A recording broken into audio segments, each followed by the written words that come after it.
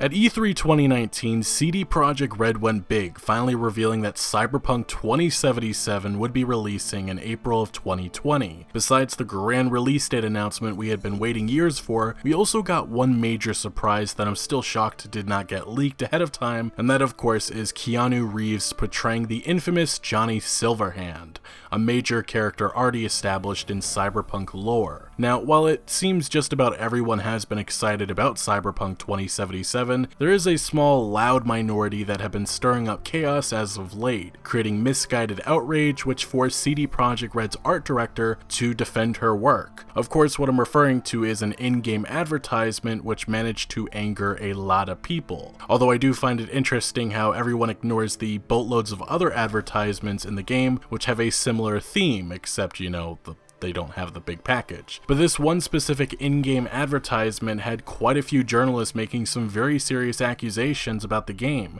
and even the CD Projekt RED employees' defense of her artwork was trashed by many. Truthfully, I just think a lot of people want to hate Cyberpunk 2077 and CD Projekt RED just because. But besides that controversy, there of course is another one which originated from gaming website Rock Paper Shotgun, which after seeing a private nearly hour-long gameplay demo of Cyberpunk 2077, they criticized the game for having unimaginative stereotypes, weak gunplay, and questionable representation. And today we have a response from the Cyberpunk creator himself, Mike Pondsmith, and I gotta say he hits back hard, defending both CD Projekt RED and Cyberpunk 2077. So we have a lot to break down, but if you have not already, consider subscribing for all the latest Cyberpunk 2077 news and turn notifications on so you don't miss out on any new content. Nonetheless, so for those unaware, Rock Paper Shotgun published what in my opinion feels like a hit piece on Cyberpunk 2077. I'm not going to give a full breakdown of the article as we already did that last video, but some of the main highlights for those who are just hearing about this mess now. This journalist begins this article claiming they want the game not to lean on racial stereotypes, but after CD Projekt RED's latest E3 demo, they feel concerned on both fronts. Rock Paper Shotgun tries making their point by emphasizing how both gangs shown in the private gameplay demo, the Voodoo Boys and the Animals, have mostly black members. They bring up scenarios in which V, our protagonist, mockingly says, "And who are dem?" in response to a Voodoo gang member's Haitian accent. This was something Eurogamer also brought up, putting emphasis on white male character, although I just find that odd as we can customize our character's gender and race. But Rock Paper Shotgun also complained about V's interaction with the Animals, specifically saying, "I feel increasingly uncomfortable that we're shooting at predominantly black people labeled as animals." And lastly, they took issue with a white man in a suit and tie approaching V and telling him the Voodoo Boys were going to betray him as soon as we complete their dirty work. The violent black thugs betrayed us, as the corporate white man said they would. If CD Projekt are trying to subvert expectations, if the punchline is, but sometimes the thugs are really thugs, then it's not one that lands. Rock Paper Shotgun's quote-unquote concerns about non-white cultures and Cyberpunk quickly blew up, with many using this article as more ammunition against CD Projekt RED, who has already been facing criticism this week. On the Reset era gaming forums, you had hundreds of posts criticizing the developer, and on Twitter you had viral posts like this one, which said, "In the demo you brutally take out a load of black people in a hail of blood and bullets. It's actually disgusting. It's a white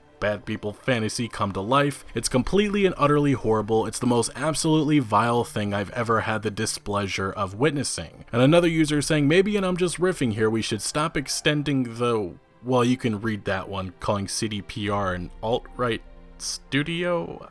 Anyway, but another journalist also gave their thoughts, saying it's less that, and it's way more brown and black people would literally not go around calling themselves this. We're all different, but I can assure you that most brown and black people would not use language that has been historically used to demean us and treat us as subhuman. So, following a lot of criticism to this article, the writer or journalist behind this article, a white dude, took to Twitter saying, "I stand behind my Cyberpunk article. Even if you put aside the other issues I raised, it's pretty easy to capture gritty cyber nonsense and not let folks shoot at black people labeled as animals." And just an FYI though, you can actually complete the game playing as a pacifist, so you don't have to shoot or take out anyone.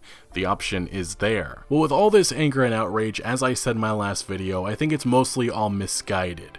For the last week, you've had non-stop attacks being made against CD Projekt RED, and honestly, I do find it interesting how everyone is just ignoring Mike Pondsmith's involvement, the creator of this franchise, and today he finally gave his thoughts on this specific outrage. It started with a Reddit comment which highlighted how people have commented on this Rock Paper Shotgun article. The user mentions 1, how people are assuming Mike is barely involved anymore because he would never endorse anything like the Animals for a faction name. 2, CD Projekt RED deviated from lore by changing the Voodoo Boys story because in Cyberpunk 2020 they were a sadistic and vicious white male and female gang. In 2077 they are Haitian. And 3, CD Projekt RED doesn't understand Cyberpunk.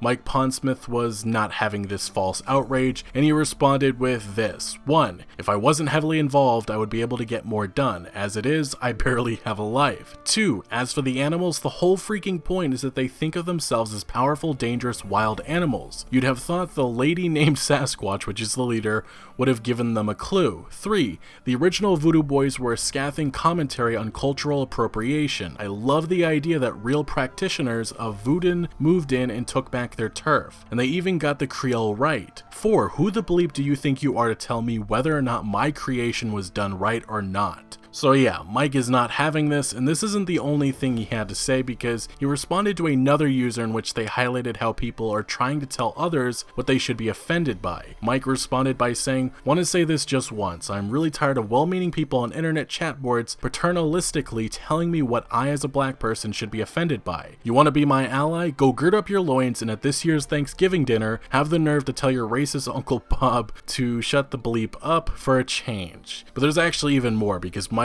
next defends CD Projekt RED from some of the crap being thrown at them other than just this. But I think everyone needs to understand and be aware Mike Pondsmith is the creator of Cyberpunk 2020, the pen and paper RPG, and he has been heavily involved in the development of Cyberpunk 2077 for years. But you may not know that because I think a lot of people are under a false belief that CD Projekt RED is handling this like the Witcher franchise, which for those unaware, the Witcher games are their own separate thing from the books. The Witcher author Andrzej Sapkowski, probably didn't say that right, he has been vocal with his dissatisfaction with the games, largely because he made a terrible financial deal with CD Projekt RED years ago, giving them the video game rights for almost nothing, which recently resulted in a huge legal mess. But he also just seems to hate video games, believing they can't deliver great narratives like in books. But anyway, point being, he's very bitter and has no involvement at all in the games. Mike Pondsmith's relationship with CD Projekt RED is quite different. They actually are working together on Cyberpunk 2077 and other games like the Witcher pen and paper RPG, which Mike Pondsmith's game company R. Talsorian Games released last year. For years on this channel, we've discussed numerous Mike Pondsmith interviews which he gave updates to Cyberpunk 2077's progress. Most recently during E3 2019 in an interview with PlayStation, Mike discussed his involvement and his opinion on the game he's been building with CD Projekt RED.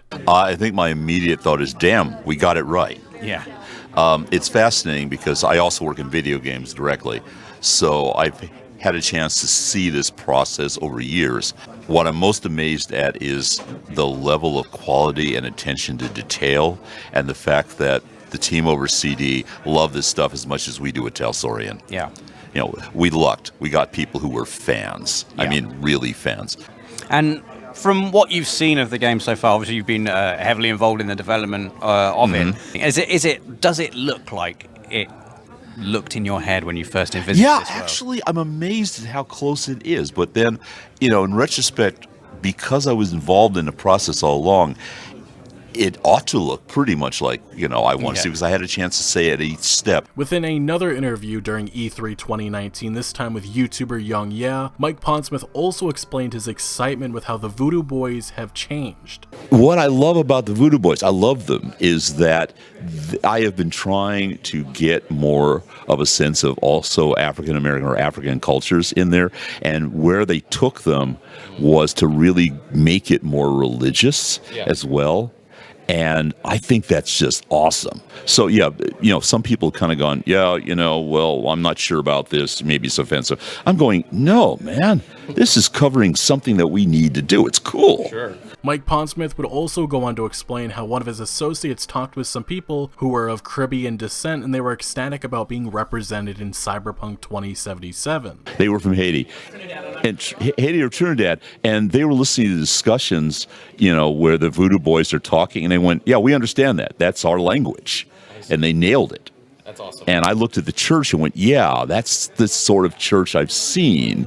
And there's, clothing styles and things that people are doing that tell me this is a different culture in the cyberpunk culture. Finally, though, we move to another user, this time claiming that Poland doesn't like non-white people, so that likely means CD Projekt Red have the same opinion, I guess. But Mike Pondsmith was also not having this. He responded saying, "I'm going to assume you aren't living in Poland and you're not black. That being said, and I apologize if you managed to fit into these narrow parameters, I've traveled all over Poland and have never encountered anything but friendly, accepting people. But Mike, I hear you say you're a famous game designer who travels with a CD Projekt Red entourage. It's different for you. Wrong. I'm traveling alone to a lot of cities with my son, friends, and occasional people I meet. I'm taking taxis, trains, and even Uber. People are unerringly friendly. Look, reality check. A government does not define its people. A government reflects whoever managed to grab the wheel for a while. That's one reason why there should be cyberpunks. Most of the Poles I have met really hate the current government, and that's why there are huge demonstrations in the streets of Warsaw against them. On top of it, the CD Projekt Red crew is one of the most ethnically diverse international crews I have ever worked with, and I get a bit tired of people who have never talked to them, have never visited the country, and still make sweeping generalizations about what other people think." Honestly, I think it's just best to let Mike Pondsmith's words speak for themselves, because this really couldn't have been said better. But at the end of the day, this is why these angry mobs are frustrating. It's because people make generalizations and or assumptions that end up proving to be false. Truthfully, I just don't think CD Projekt Red will be able to make everyone happy. That was clear when they announced that they would be adding more player choice and customization, something I applaud, but various people for various reasons were not happy with that. Now there's huge controversial and divisive figures looking back at the 48-minute gameplay demo that was released last year, and again creating a bizarre fictional narrative to try and stir up drama. Seriously though, I have trouble understanding how one person can act as a gatekeeper for how mature content should be implemented in a game correctly, especially with this tweet reading more like, "If you don't bring me on as a consultant, just know I will try creating more anger surrounding the game." I will also add the specific example brought up in this quote tweet from another journalist who I guess just managed to find out about the first gameplay demo,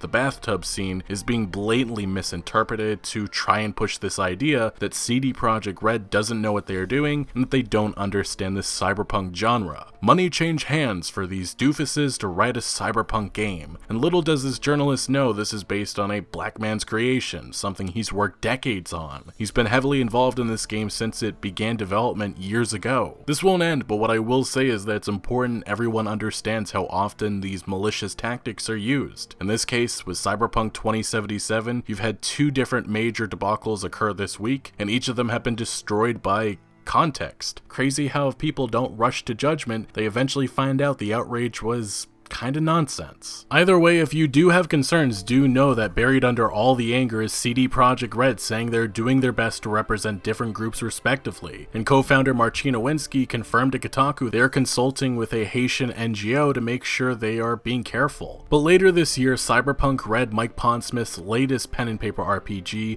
set in the years between Cyberpunk 2020 and Cyberpunk 2077, will release, and I imagine that many will finally understand that much of the factions and things going on in 2077 came from or were approved by Mike Pondsmith. But yeah, the passion and ambition on this game is massive. Just judging by Mike's Reddit post celebrating the big E3 2019 reveal with the fanbase should be enough to show you how happy he is with this game. There's been a lot of very nasty and rude things said about Mike Pondsmith and his work this week, and I think I speak for many when I say that we appreciate what you have already created and cannot wait to see what's ahead with Cyberpunk Red in 2077. Anyway, as usual, usual, these are just my opinions, not everyone will agree with them, and that's fine, but please let me know down in the comment section below your thoughts. But thank you for watching, make sure to leave a like if you did enjoy this video, or found any informative value, and make sure to follow my other social media accounts for updates on new videos. Links are always down in the description below. I'm most active on Twitter, giving opinions on news that I do not always get into video form, so make sure to follow me over there. Also check out my Discord for all sorts of discussion on games, and again, thank you for joining, consider subscribing